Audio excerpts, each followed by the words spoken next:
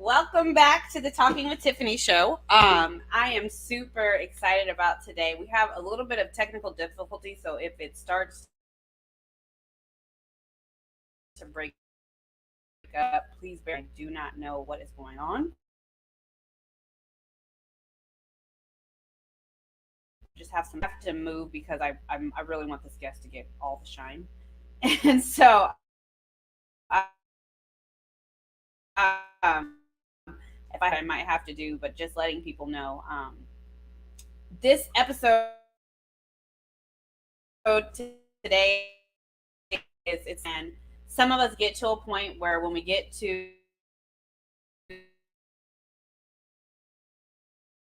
we have to get to where we start to restore ourselves. And there are a lot of us that think over this step. Sometimes we don't know what this step looks like because people think that when you restore something or when you remodel something or when you renew something that it's all glitter and glam, and it's not all that. You have to go through things, you have to feel things,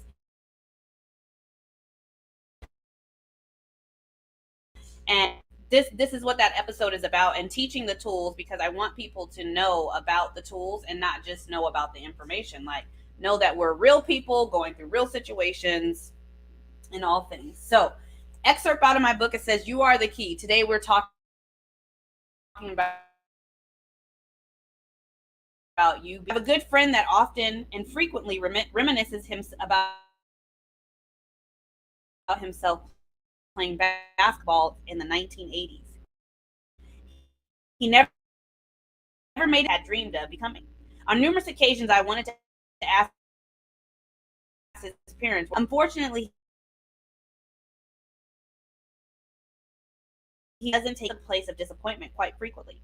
He has been stuck in time literally and figuratively. Let's just say his closet is fully decked out with 90s gear as well. Nothing wrong with 90s gear. When people fail to reach their goals, they quickly begin playing the blame game. We find the person standing near the failed plan, which is in this example represents his parents, coaches, and teammates. For you, it can mean anyone that isn't you. We attach the blame to the nearest to us. We can only see others at fault for why we miss out on the opportunity. Many Christians, as I know, blame the devil for anything that goes wrong in their life. But from what I know, the devil cannot be with you all day. He is being you. Most of the time, we are our own key or give it away. I would like to introduce my special guest, but she now resides in Rancho Cucamonga, California, and welcoming to my show, Miss Deandra. Hi, guys. Hello. Thank you, Tiffany, for having me.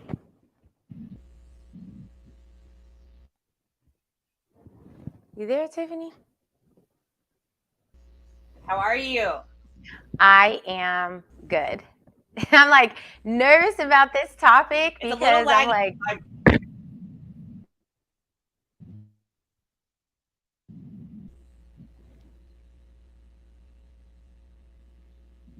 okay, wait, are you there? Yes, and then sorry, the lag is like creating this thing, and so I'm so super sorry. So you said you were nervous about this topic. Because it's gonna, it means that I have to go back and take out the real kind of where you're at today. And I was just reading over some of I read your book, of course, but then I'm also thinking about some of the questions you gave me. And I was like, I told my husband, like, "Oof, let me make sure I got waterproof mascara on, let me make sure I'm good."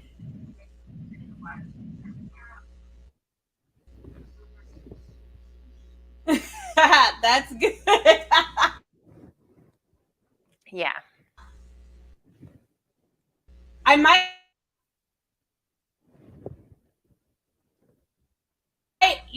and then I'm gonna move us. I'm gonna because the lag is really messing us up. So I'm gonna go upstairs Guys, it's going to take 1 minute.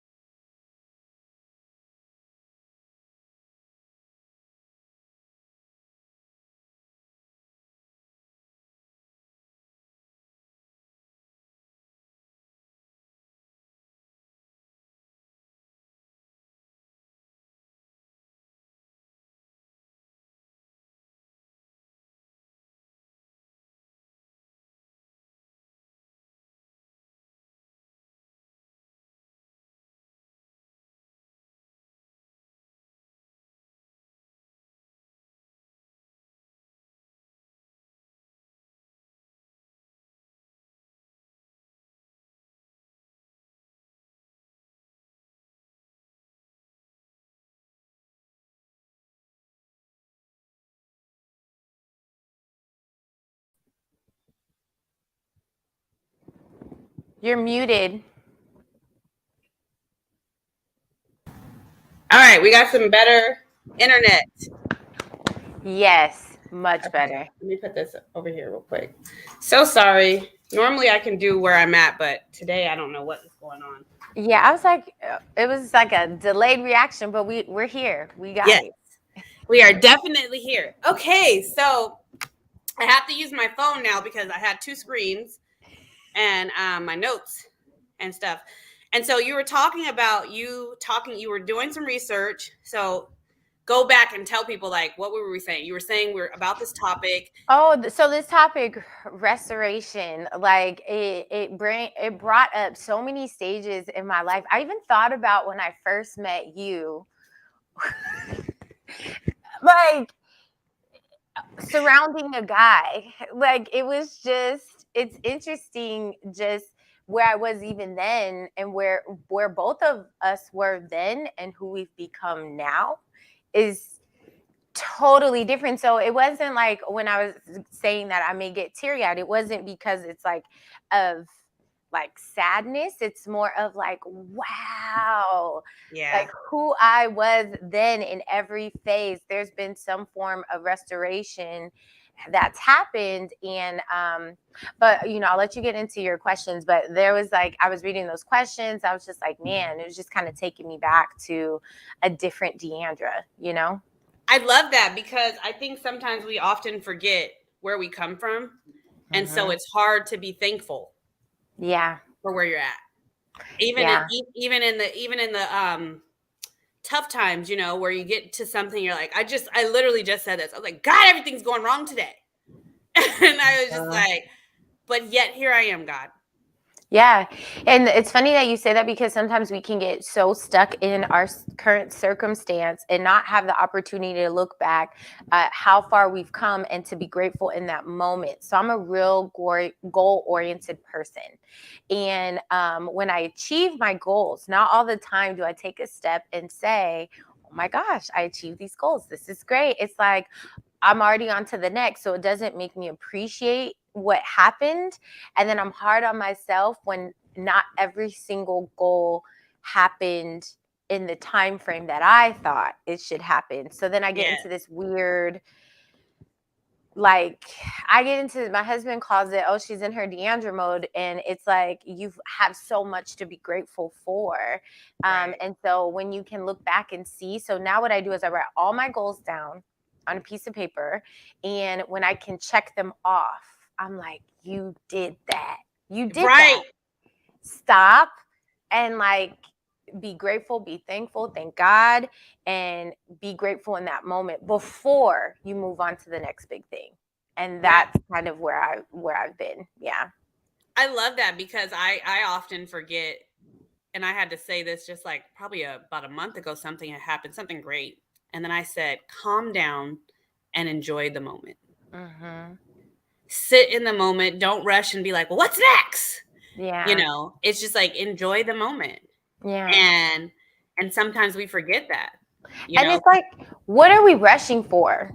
That's the other thing. Like, what is it that I'm even so upset and rushing to the next thing? I even have to do that in my daily task because down to, I'm cooking, I'm, creating content for hairstylists, I'm doing this, I'm doing that, I'm going to my son's basketball game, I'm going to my daughter's dance recital, I'm doing this, and I'm rushing to everything.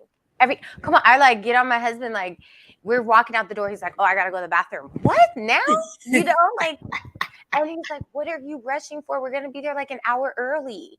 And I will find myself in a rush mode, but for what? And I find like even in every part of my life with goals, I can be doing that too. I'm rushing to get to what? Like, I do understand I have an ultimate goal. I have something, a destiny, something I'm working for, but I have a whole lifetime to do Right. that. So what is it? And it's not my time, it's God's time. So why am I even trying to rush the time when it's not that's not, I don't have control of that. You're so right. And let me even break it down to a smaller, stupider task. Texting and correcting your text before you send it. Oh yeah. Right? You see we says with, and you hurry up and send it because you're like, who cares, right? And then irritated at the person that gets the message because they're trying to decipher what you rushed through to say. Yeah. And Yeah. sometimes I had to tell myself, like, the Holy Spirit had to literally say to me, where are you going? Because I haven't told you what you're doing today. What Ooh. are you in a rush for today? Why Yeah. can't you slow down and re-edit that text? Yeah. Yeah, I think it goes down to having a ritual. That's kind of slowed me down because I realized I was operating in a state of anxiousness of trying to get to the next thing. So what I started doing is actually having a morning ritual, and nothing should stop it. If I have to wake up early, then I got to wake up earlier to do this ritual.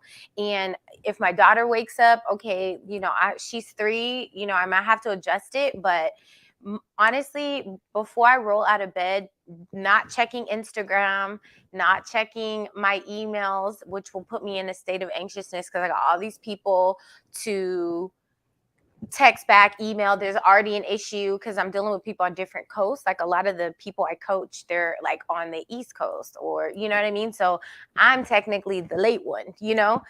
And I'll be rushing, and I'm like, you know what? I will not look at my phone. I actually have been working on putting my phone in my desk area and actually waking up to an old school alarm. Mm. Funny story is I don't know how to work the alarm because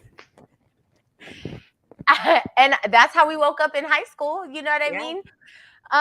But which, we're not dating ourselves, but that was real. There was no phone. And I'm trying to, I didn't read the directions. I threw them out in a rush, throughout the directions before I put it together, whatever. But my goal is to wake up to an alarm, not my phone as the alarm.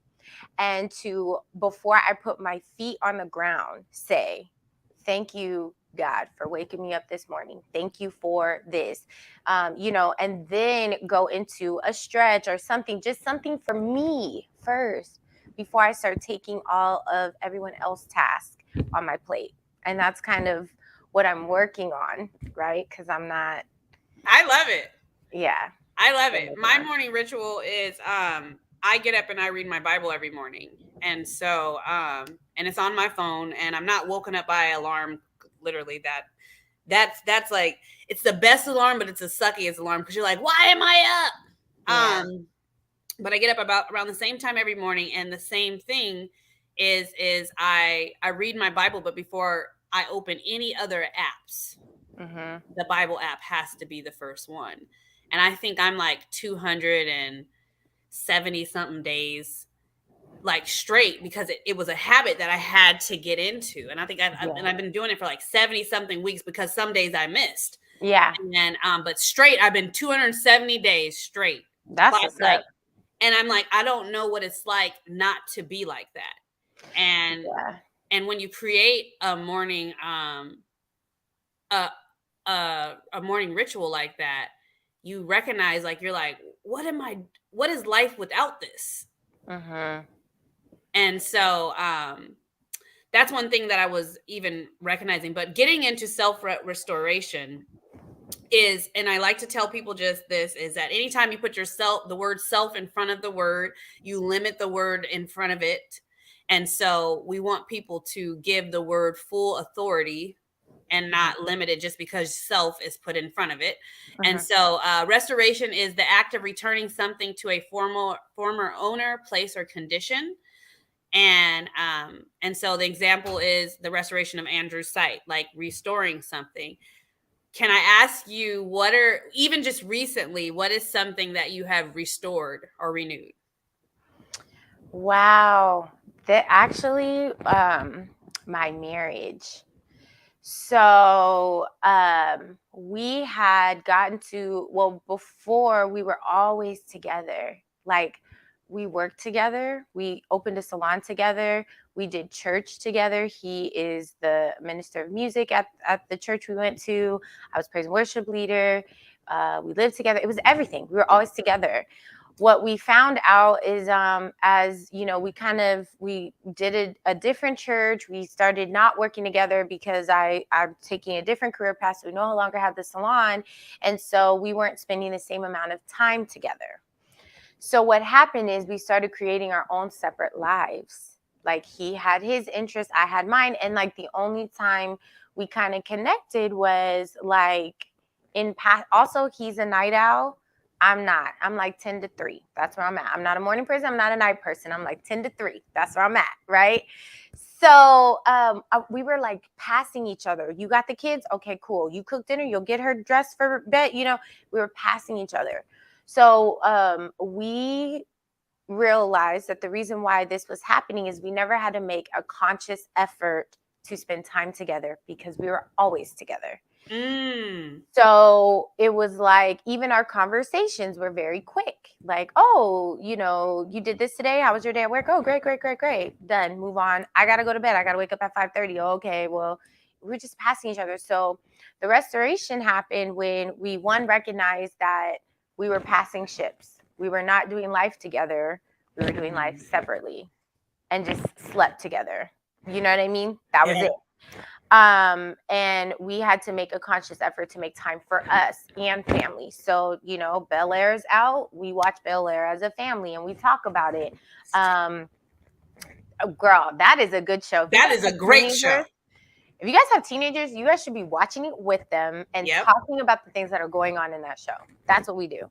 Yep. We made an effort to ride it to my son's basketball games together. And if you guys are thinking like, oh, that's so small, but because I was rushing from, a different city, he's already in town. I'd be like, oh, I'll just meet you there. Right. And then taking the time to really listen to each other when we talk. Now, I'm more of an offender of this than him. He'll be telling me something and I'm texting or emailing someone, and then I'll hear a keyword that I should zone into. And I'll be like, wait, what? So literally, I put my phone down, and then we're working on date nights, like really doing date nights consistently. Like, we have date nights, but like saying this is the day that we go out every week or whatever. And the reason why it's a problem is we're entrepreneurs, we get gigs at certain times, and but the restoration needed to happen because we were literally living two different lives. And I want to get back to that definition where it says, restoring something, almost like restoring someone, the act of returning something to its former state or place or condition. Well, when we realized that we need to do something, we didn't want to go back to former, we wanted to be better. So it was like, restoration sometimes isn't just about going back to how you were. Yeah. It's seeing what you're doing wrong, restoring that, and finding peace and learning and growing from that peace. I don't know if I want to be back to restored back to the Deandra in high school. Absolutely not. You know what I mean? Yeah. Absolutely not. But I can have peace with what happened, and I can learn from it. I can grow from it, and then be a better Deandra. No, I actually agree, and I'm actually gonna look up the word former, because I like that you said that, and Uh, and one of the things that I'm really big on, even in counseling, is even with the word restoration, like you said, it's we're not necessarily going back to the same. It's restoring something as far as your marriage, like those things. And it's creating something, because when you restore something, you always see the brokenness of what broke it, right? But you got to see the beauty instead of seeing the brokenness. And sometimes we don't recognize, like, even when you remodel your house, you have to remember where you came from in order to actually value the restoration. And I Absolutely. and I think in marriage, same here, restoring our marriage was huge to us, even just in the last few years. And that's what happened, was because we were on totally different ends of the spectrum. And one of the things I do, I give an example is like, have you ever been locked out of somewhere, Mm-hmm. but you live there? Mm. And so it's like the anxiousness of having to use the restroom. And we all know when you got to pee, it's like it's coming out, it's Yeah. coming out. And so with even with marriage and relationships and all kinds of stuff, and even career wise, when you're so close and you know it belongs to you, Mm-hmm. yet you're locked out, you can become overly zealous Mm-hmm. and be like acting in the wrong form or manner because you're trying to get in the locked door, and you forget, like, and you even, and sometimes I think God even pauses and say, yo, remind yourself that you live here. No, regardless if you're locked out now Mm-hmm. or tomorrow, you live here. Yep. And there has to be some type of patience and wait. And I hear that what you're saying, and even in what you were talking about with your husband there, it was like, we're not there yet, we're working on it. It's the wait time that takes us to get there, to get in the like when you got to call a locksmith. Yeah.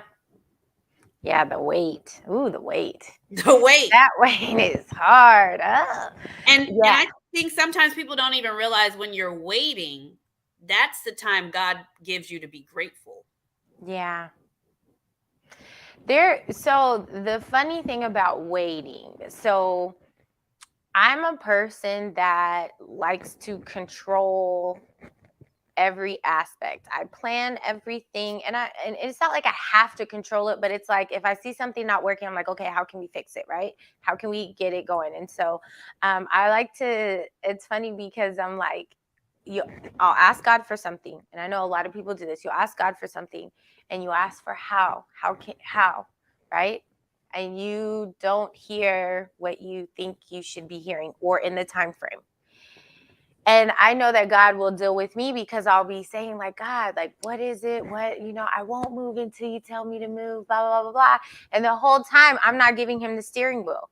I'm like, driving like, God, help me. It's okay. Like, no, don't, I'm blocking it because I'm not appreciating the weight.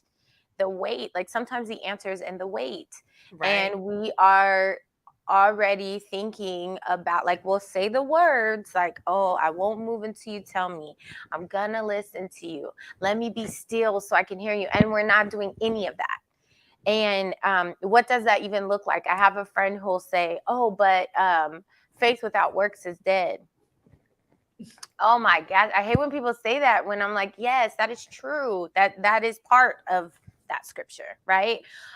It doesn't say lay on the couch. If you're believing God for a job, it doesn't say lay on the couch and eat bonbons and be like, God's gonna give me an answer for a job. It means you can do everything that you know how to do and then let God take over.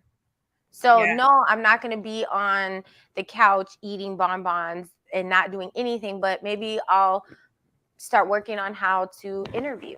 Yeah. Maybe I make sure that I am, learning about whatever it is that I'm trying to do, being an expert at it. Maybe I'm learning how the company, maybe I'm already researching the company that I would love to work at. God hasn't told me that I'm going to work there, but maybe I'll check out the culture to even see if that's me. Right. It's doing the little things. And then sometimes God will drop the answer like, they're not for you in that research. They're not for you. Move on. And I love that. You're the key, but you're not supposed to be lazy. Yep. But you're also not going to, if someone, I always tell like hairstylists that I coach, I'll be like, you know what? Not every job, not every opportunity is for you. It could be an awesome opportunity. It could pay you a ton of money. But not every single opportunity is for you. So you need to really sit, wait, think about it before you just like, yep, I'll do it. I'll do it. The money's right. I'll do it. And so I love that, you have it there, like you're the key, because we are the key, but we need to, in the wait, really listen to, but that doesn't mean do nothing. It's just you're not making any fast decisions. Do you know what I mean? You're Right. just making, Oh, you're in a learning place, yes. depending on what your thing is that you're waiting for. Absolutely. And I think even with using the key analogy is that when you even go to Lowe's and you go get a key made, right? There's tons of keys that look alike. It's the grooves in the keys that Mm-hmm. determine what door it unlocks. And a lot of us will think because it is the key that it goes in that door. Mm-hmm. And so even when we were talking about the house, like, and the faith without works, as you're sitting there and you have to pee and you have the keys in your hand, it takes you to put the key in the door and to turn the key. But before that, it takes you to find the right key. Right. And a lot of us don't even bring honor to the fact that we're like, hey, God gives us a lot of keys to a lot of things. We're moms, we're entrepreneurs, we're sisters, we're wives, we're all kinds of things. So there's lots of keys on the ring. And then he's saying, label your key. Mm-hmm. Label your key so you know what you do when you get there. So you are prepared. So you can Yeah. identify the key that unlocks the door that I've asked you to unlock. Mm-hmm. And sometimes we get into the restoration phase and we just think that, oh, he's going to give me a new key. And he's like, no, you are the key. The only thing new I'm doing is in here. Yep. And it's like going to get your key rekeyed. Yeah. Yeah. Yeah. And I think the biggest thing with restoration in the waiting period, it's a process. And one of the things my husband and I we always talk about is like when people are like, "Oh, practice make perfect." And I'm like, no, it's really about like the progression of getting somewhere, not necessarily being perfect in the thing, right? And so, like, if you think about gold, there was a message that I heard a long time ago, and it was talking about gold and how gold goes through a refinement process to be the beautiful thing that we see today, right? And it goes through fire, it burns out all the impurities. All these things happen for it to be the beautiful, shiny gold that you see. And that is what we should be grateful for. So I would say that the burning process, the burning of the impurities and all of that, that's your restoration. That's what you're going through. And then as you go out, you're a beautiful, shiny thing that God can use in whatever that is. And really, he uses us in very different ways. The other thing that has really, being a coach, I get to meet a lot of interesting people. And I get to hear things that I'm a business coach, not a life coach, right? Like I'm here to talk about marketing. I'm here to talk about how to create more revenue, how to manage your revenue. That's what I do. However, it's very funny how we get into the life part of it. Yeah. Because if your life's not together, there's no way you can get your business together. Everything's all over the place. Yeah. So one thing I really hear from people is that they are not comfortable in the process. They're not comfortable in the wait. They're not comfortable in the restoration. They want to make a decision now. They want to have the answer now. But it's a long process. And when you realize you're the key, I want people to be careful with that because you're the key, yes. But in that, if you don't take care of your key and you lose it, like my teenager does, like, Ma, can you let me in? I'll be like, no, you should have your key, right? So you have to make sure that when you label it and when you are trying to get into that door and you have to pee and you're anxious, once you get in and you realize that you are the key, you still are going to go through another restoration process to take you to the next level, to open a different door, another door, a door to a larger house, right? And so if you're not on top of that, you'll get stuck in this same, finding that same key to the same door. Oh, I lost it. I got to get another key Yeah. made. Oh, I Yep. lost it. Oh, got to go back to Lowe's and get another key made. So I'm like, it's one of those things, like, it's restoration is part of every Yeah. single level that you're going to get to. It's part of the process. You're absolutely right. And the last thing is it's unlocking the door. And one thing I see when people get there is that you have to realize self-realization. Like, it's you that has to unlock the door. Like, it's you that has to do the action. It's not Bob, it's not Susan, it's going to be you. But the moment that you get to the point where you unlock the door, like you were saying, like, because even if when you find your key, once you open the door, remember that whatever you see is going to be new. Mm-hmm. So that was the problem with, like, a couple stories in the Bible, why people, when Jesus came back, they didn't recognize him because they saw him as an old person, the person that got tore up. Just like when Joseph's brothers came back to ask him for food and they didn't recognize who Joseph was. It was because when you did what you did, and when you saw me when I was going through that, what you saw was not what God had planned. Yep. And sometimes we don't even recognize and even have the imagination or the vision to see and recognize what new God has created in us. And Isaiah 43:18, it says, forget the past. So whatever was in the house before you unlock this door is no longer here. I've created something new. I've created something foreign, something that you are not familiar with.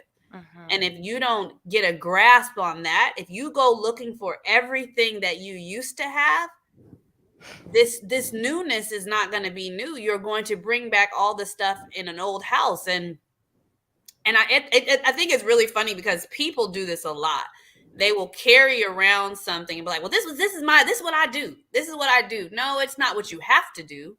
It's Right. what you choose to do. And your choices are all limited to your mindset. Mindset. Oh my gosh. Whenever I'm getting ready to coach someone, that is the first thing we talk about. Mindset. Because there's a point where if you're not ready to deal with your mindset, you're not ready to see me. And I don't care how much you're going to pay me, you're not ready. Because Yeah. we're going to just go in a circle. So mindset is huge. It's huge to, like, realizing that you're even the key. Because if you don't have the right mindset, you ain't going to find no keys. You're not going to have no keys. There's no way. You're so right. And let me be honest with you. I had to have a self-revelation last week when I realized somebody said, your book is therapy. It's the introduction to therapy. There are people, your book is not going to just, you want people to buy your book and they're not going to do it. The mindset of them is not ready. This was a truth thing, though. The mindset of people is not ready to recognize, to fix themselves. And so I had this thought that I was like, oh my God, people are going to be like, oh my God, they complain all the time. I need this. And the truth of the matter is that your mindset is not even ready for me. Mm-hmm. Because you'll read my book and by the way, I've never met you and be offended that I'm talking about you. Yeah. But here's the thing, though. That is true. You have to be, number one, in order to pick up any type of self-help book, you have to already be thinking about it. Like, I look at the books that I read, they're all self-help, even if it's like business or how to life coaching, whatever. It's all of that. So, but I was in the mindset to look for that book. Like, I was in the mindset to I remember want to do it. Yeah. You were telling me that. Yeah. And I'm like, but there is someone out there that is ready to change, but may not have the tools to do it and may not even realize how many things in their lives need to be adjusted down to the music. Like in your book, you have a whole playlist. And I was like, oh, shoot, that was cool. Because, we don't think about what you hear, what you see. That's honestly why I quit watching reality TV. Yeah. Because even though you're like, oh, it's just like my entertainment for now, but you're consuming that. Yes. That's going in your mind. That's going in your body, in your soul, right? And then someone says something, and now you're saying something that they say. Period. Right. Was it you're a non-F Yeah. factor? Like, what? I would never say that. Yet that was the thing that came to the forefront of my mind. Yeah. Which is why, if we go back to the morning ritual, reading your Bible, reading scriptures, positive affirmations, those will become the four things that are in the forefront of your mind, not the reality TV that you watched. Right. So it's like seeing your book and being able to realize that I need to change this, I need to change this, I need to change this. People may not even realize that was part of the reason why they were in Yeah. the crap they're in, you know? You're right. I mean, and the funny thing is like, even with the book, my kids were the reason why I wrote that book. Mm. Having two daughters and them saying, sis, it's you, girl. It's you, because you're the one that's feeding us. And so when you start to complain about the plant that you are nourishing, you have to check the gardener. Girls are good for that. Ugh. I say that my daughter is 3. A funny story. My daughter is 3, and I said, "Dang it!" And even though "dang" it's not a curse word, it's kind of close to a curse word. I don't want her to say, right? Right. And so I said, "Dang it," and then she was like, "Dang it," and I'm like, don't say that. You shouldn't say that. And she goes, "Then you shouldn't say it." That's exactly what happened. I was like, "Ma'am." That's exactly what happened. Yeah. And to me, the Bible tells us children are the light of the world, right? Mm-hmm. Why? We know growing up, and I don't know how your parenting situation with your mother is, but my mom was quick to tell me I didn't know what I was talking about. Mm-hmm. And I make a habit of not telling my kids that. I make it a habit of listening, and I'm actually doing an episode on active listening. Because I don't even, you don't even realize that they say things that they're catching on to, that you're doing, that you habitually do as a ritual, that you haven't even recognized that it's a habit. And so then when you see it outside of you, especially with someone that lives with you every day, and you have to see like, you homegirl, I got this from you. I didn't feed it. You didn't get it from anywhere else. I'm picking this up from you, and not even wanting to be accountable. Mm-hmm. And I said, in order to break a generational curse, I have to be accountable for the things that I have brought into this house. Mm-hmm. Yeah. And I can't do that without saying, sis, it's you. Yeah. It's so true. Like my daughter, my son is 16, and I don't see it as much with him, right? But with my daughter, I see it a lot. Even though she's 3, like she picks up the words that I say, her attitude when she's like, hold up, hold up. I'm like, whoa, don't talk to me like that. But that's what I do. I do that to my son. I'm like, hold up. I'm your mom. Right. And like my hand gestures, like, she's doing it. And so it's Yeah. making me kind of evaluate it, the way that I talk to them, and it's not like I'm yelling at them all the time, but when I get an attitude, it's an attitude. My husband calls it the Tacoma clap, where you like, don't get in my, he was like, okay, she's serious. She mad, y'all.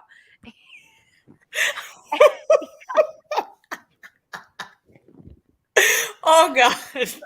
And it's true, because it's like he goes, every last one of you guys use your hands so much when you talk, especially when you have an attitude. My daughter's doing the same thing. And so it's making me evaluate who I am, because there are times for that, but I don't need to do it for just every little thing. It can be a conversation. You know what I mean? We can talk. I don't have to have a quick comeback.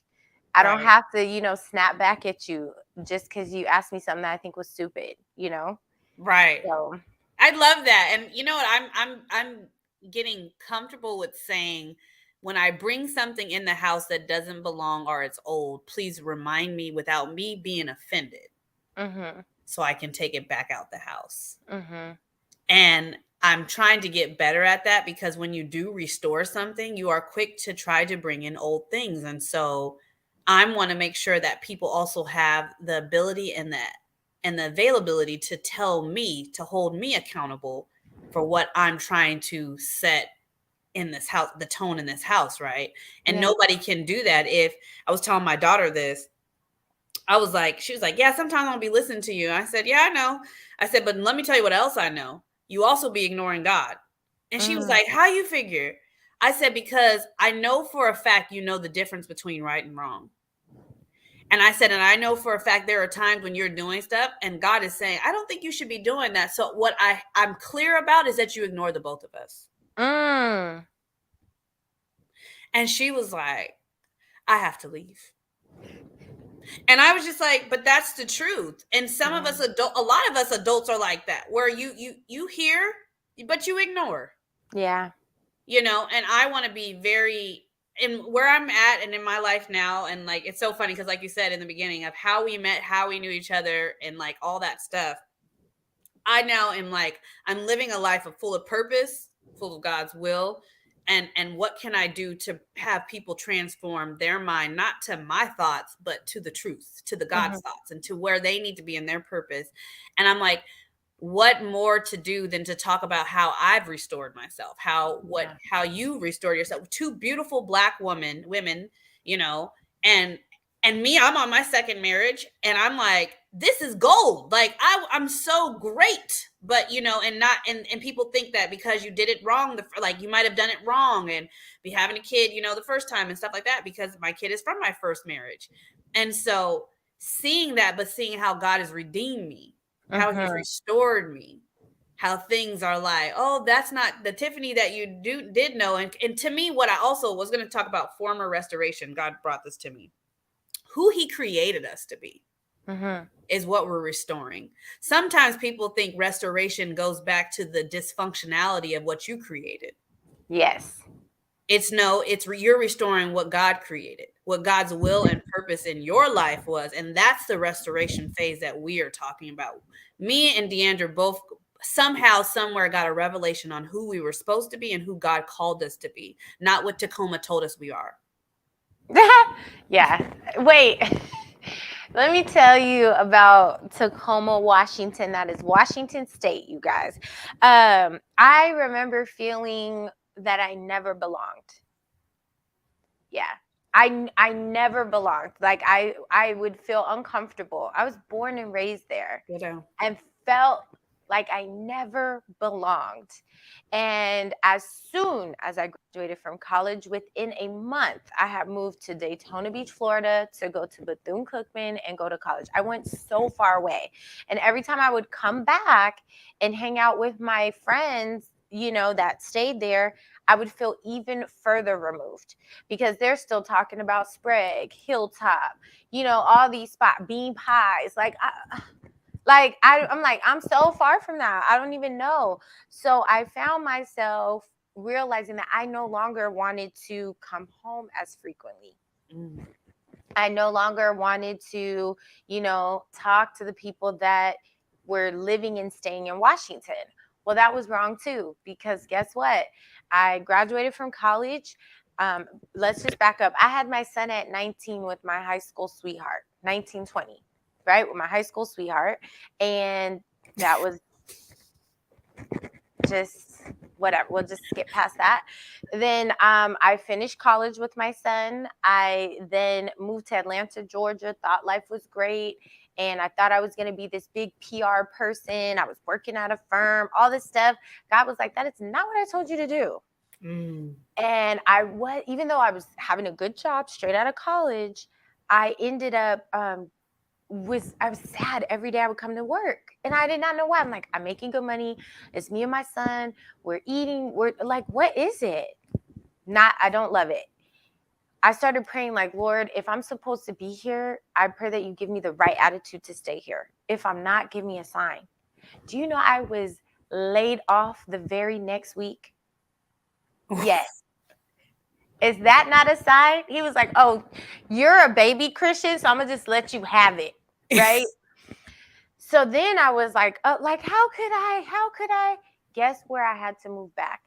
To my mother's house in the room that I grew up in. Immature was still on the wall. She never changed my room back. So then I started getting depressed because I was like, I was better I thought I was better than Tacoma, Washington. And when I had to go back to get restored there, I was depressed, not really seeing what was happening. And I literally, my mom was like, I know you're depressed, but you have 2 years to figure it out. Like, you're not going to stay here. Because I was just waking up, taking my son to school, getting back in the bed, staying there all day. Right? I know that life. Yeah. And I didn't know what I wanted to do. I did not know. I did not know what to do. And eventually it came, I was like, oh, I'm supposed to be a hairstylist. Okay. I've always been doing people's hair and makeup. I was almost late to my prom doing hair and makeup for other people. And so I was like, this is what I was supposed to do. I got in, I did it. And then I was like, oh, I want to work in TV and film, moved to California. That's where I'm at now. That didn't pan out exactly how I wanted to, but I started getting other opportunities. I opened a salon.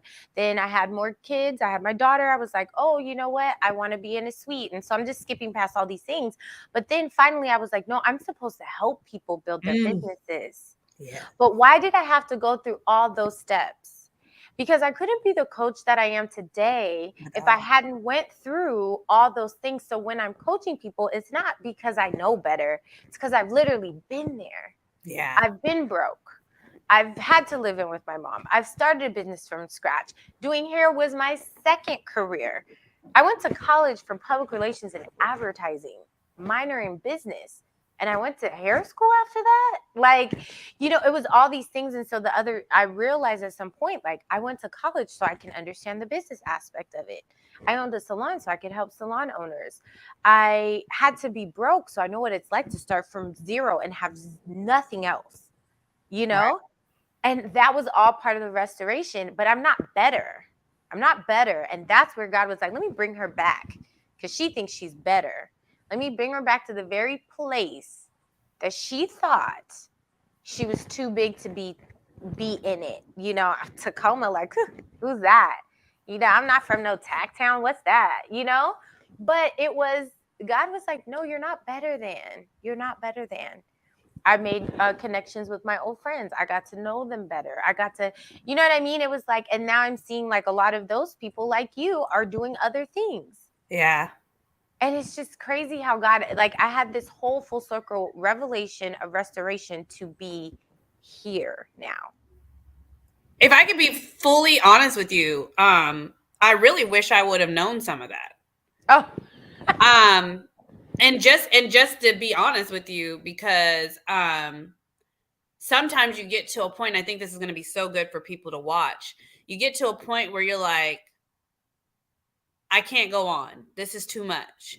And then to associate myself with someone that I knew I was like-minded by.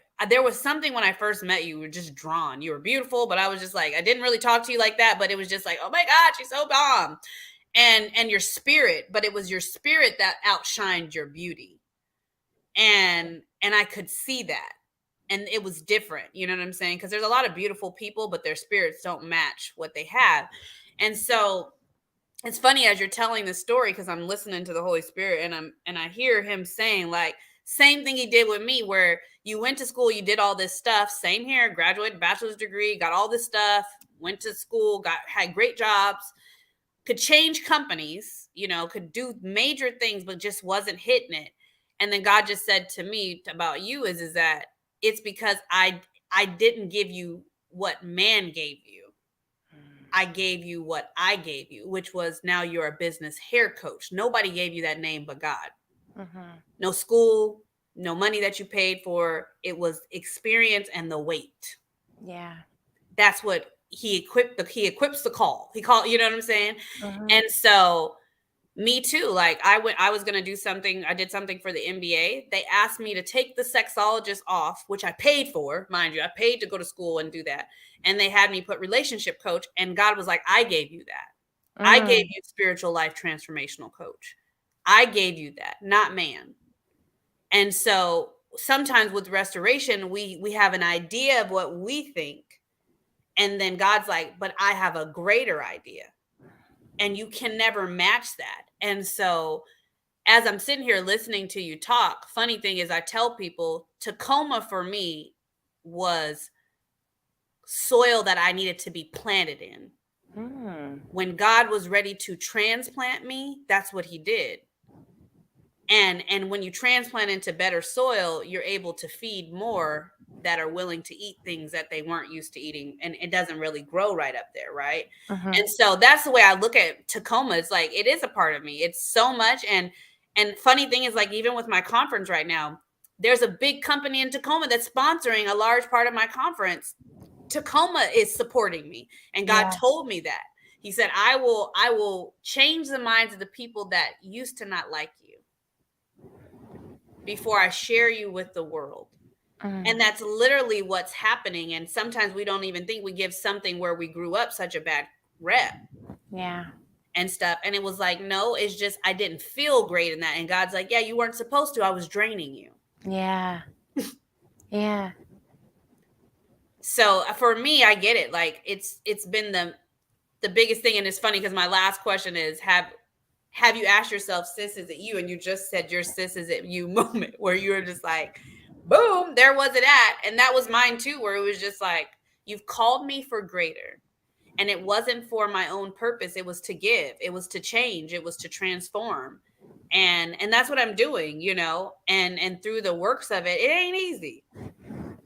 And it doesn't end. It doesn't. So, being a relationship coach, a business coach, anything, you constantly have to look at yourself to make sure that you're showing up for other people in your true, authentic form. Right. So that means you do a lot of inner work as well. I ask myself all the time, is that me? Am I doing something? But also, not just in the business aspect, but one of the things is, because me, like I said, I'm very goal oriented. I will work. I'm a workaholic. I will work.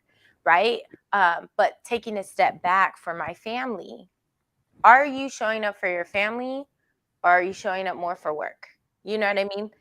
Are you taking the time off and really being off? Or are you taking the time off and thinking of your next podcast topic? Yeah. You know, it's a constant question that you have to ask yourself all the time. So I'm not perfect, but I think my imperfections make me a better coach.